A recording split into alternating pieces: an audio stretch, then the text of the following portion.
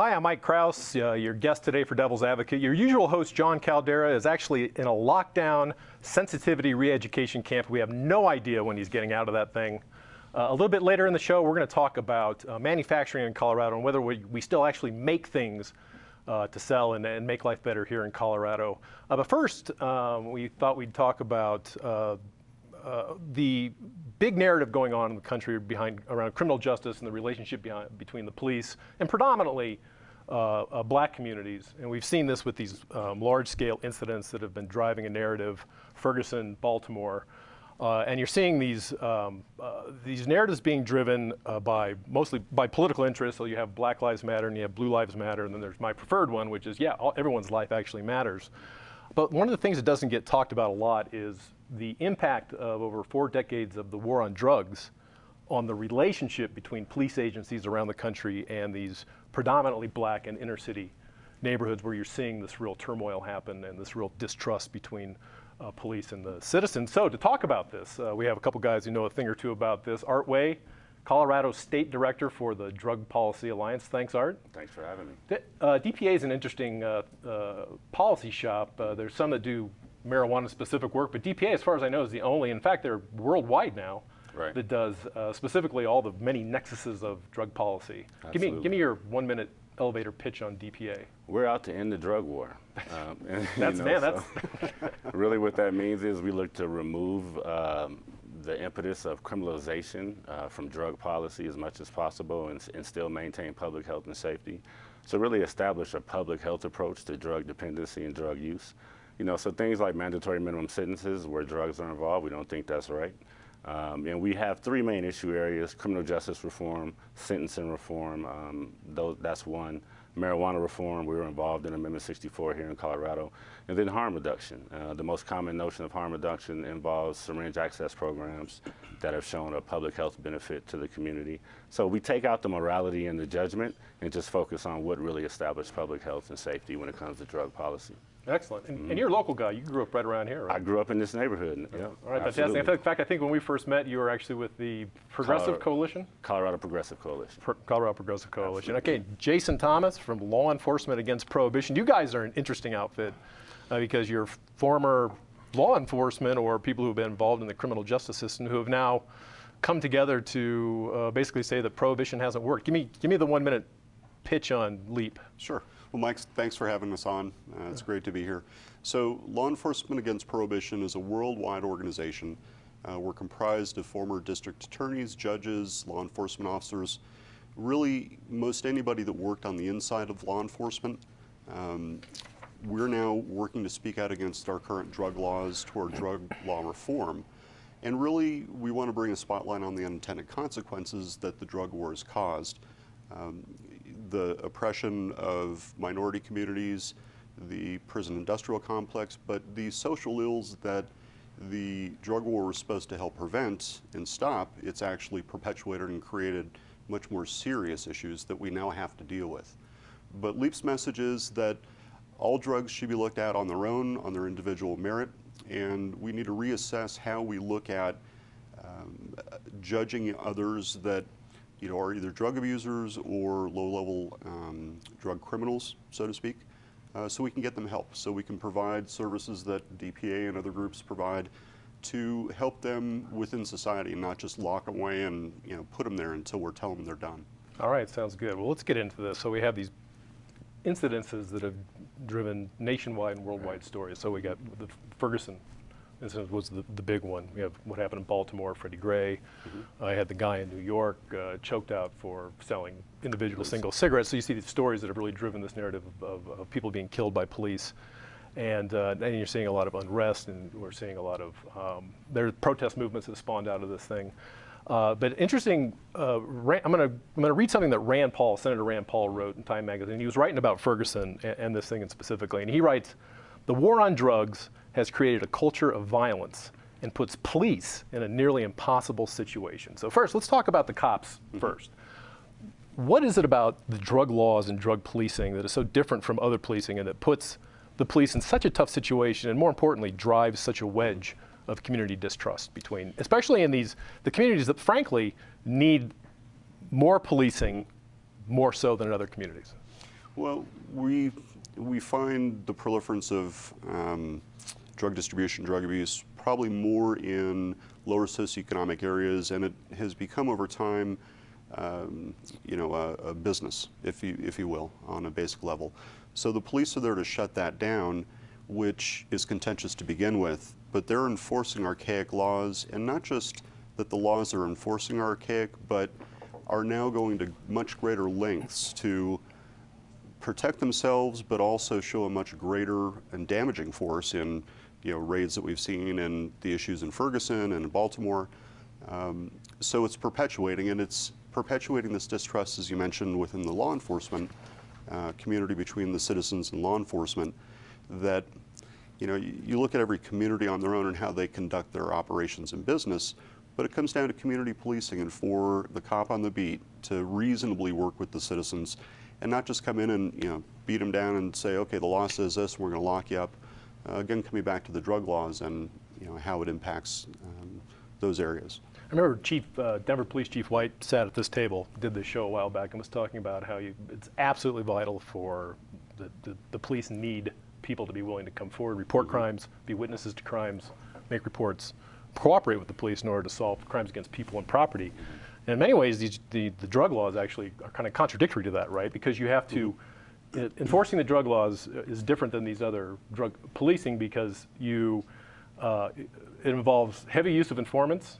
You have to get into people's pockets, into their glove box, into their trunk, into their bloodstream, into their homes, right? And so this is not, people might call and report a drug dealing on the street to the police, but nobody's calling and reporting that they just bought or sold drugs illegally, right? So you have to really do more of an intrusive form of policing. So to speak to that.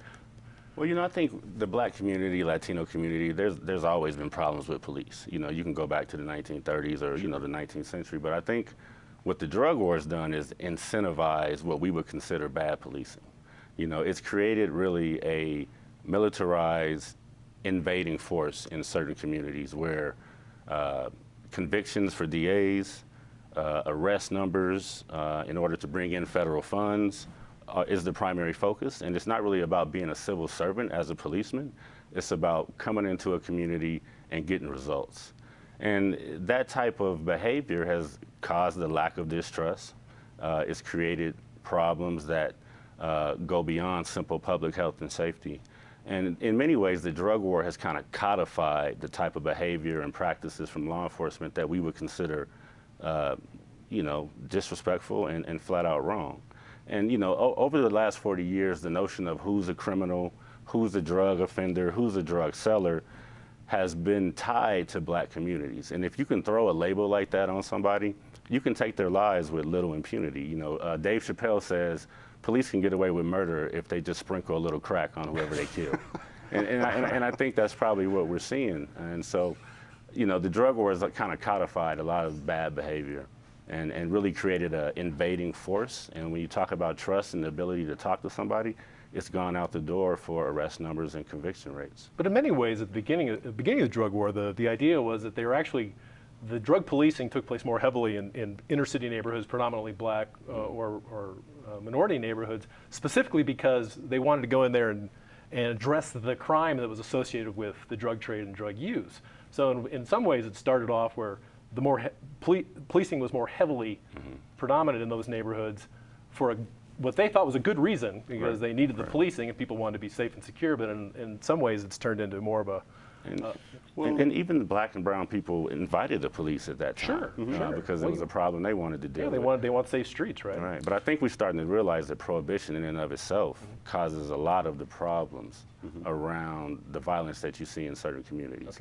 And I think white communities sell just as many drugs as any other community, but it's just more visible for structural inequity reasons in certain communities than it is in others. Yeah, well, actually, let's jump into that, because that's a really interesting. That years ago, I remember there was a DEA report, and they gave a kind of a profile of your typical illegal drug user in the United States. And guess what? It was a guy like me, except in my 30s and 40s. I knew it. Yeah, you knew it, man. You've always known that. And so there is no statistical data out there, right, that shows that there's more, that black people, brown people use drugs, use illegal drugs, sell illegal drugs at any different rate than anybody else might, right? Except in my neighborhood, right? There's no street corner drug dealing. People are using them inside their homes, and they're buying them in safe, secure situations from whoever within their peer group, right? So it's a very different dynamic. So in many ways, the police might see their presence where street corner dealing is going on as trying to protect that community, but inadvertently actually cause more chaos. Is that pretty fair? I think so, and I would say that if you put a police officer in a white neighborhood and a minority neighborhood, and if they found a small amount of crack or marijuana, they'd probably be more likely to arrest the minority than someone that's more affluent. It's just part of the policing, how they think. We moved away from community policing, from the 60s through the 70s, and it's become this militarized, we're going to beat you down because we can, and we have to make quota, and there's this pressure on us. So, cops aren't inherently bad, just as people aren't. There are bad cops, but there's a lot of cops that want to do what's right, but are hamstrung because of our laws. And they're just people. Plus they work in a chain of command where they follow orders and they're part of, right? I mean, the police are a paramilitary structure where, like soldiers, and you take orders, right? And you go out and carry them out. Let's get back to this disparate impact, because another thing that Rand Paul wrote in this article was 3 out of 4 people in jail for drugs are people of color. Do the statistics bear that out? For the most part, yes. Because 3 out of 4 people who use drugs aren't people of color. Well, if you're going to fight a war, you need to figure out where you're going to fight it, and they decided to fight it in communities of color, low-income communities. That's why we believe the drug war is really kind of a carryover of continued disenfranchisement for certain communities. If you look throughout our history, you see the 13th Amendment freed the slaves, but within the 13th Amendment, it says, unless you're convicted of a crime, then we can enslave you again. And then you had the Jim Crow laws. And so you saw there was kind of a trap set up where, we can still treat you like we want to treat you if we can throw that label criminal on you. And we're in the age of the new Jim Crow, and that's what the drug war has created. You have a lot of freedoms. It's not codified racism, and it's not the government requiring discrimination like Jim Crow, but the net result ends up looking an awful lot like codified. Jim Crow. It's hard to argue with the results. It's hard to argue with the results. 80–90% of federal crack offenders are black people. All right, so we're running out of time here. Let's talk about a couple of things. From DPA's perspective, if you wanted to start unwinding this war on drugs that has caused driven this wedge between police and communities that frankly need them the most, because as they say, the safest place to live is the place that needs the fewest number of police, right? What would DPA like to see?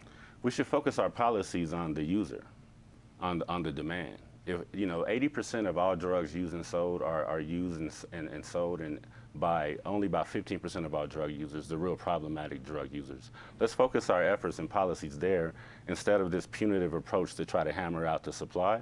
If you deal with the demand, the supply will fall off on its own. All right, and LEAP, from LEAP's perspective, what do you guys want to see happen? Well, DPA and LEAP's message, they're very much aligned. Very much at the policy level, we need to have drug reform in our laws. That's really the bottom line to what we want to achieve. And by doing so, we'll unwind some of the unintended consequences. And how that happens will be anybody's guess. The DEA was defunded for marijuana crimes and pursuing marijuana arrests in states where it's legal last year. So that was a small piece of it. But whether it's defunding, the bottom line is that we need to reform our drug laws to more equitably assess and work with our communities. Fantastic. Sounds good. We're out of time. Jason, thanks so much for coming by. Art, really good to see you. Thanks for coming by. Appreciate it. Stick around. Are you a Colorado news junkie? Then there's a website you need to be reading every single day. Here we go.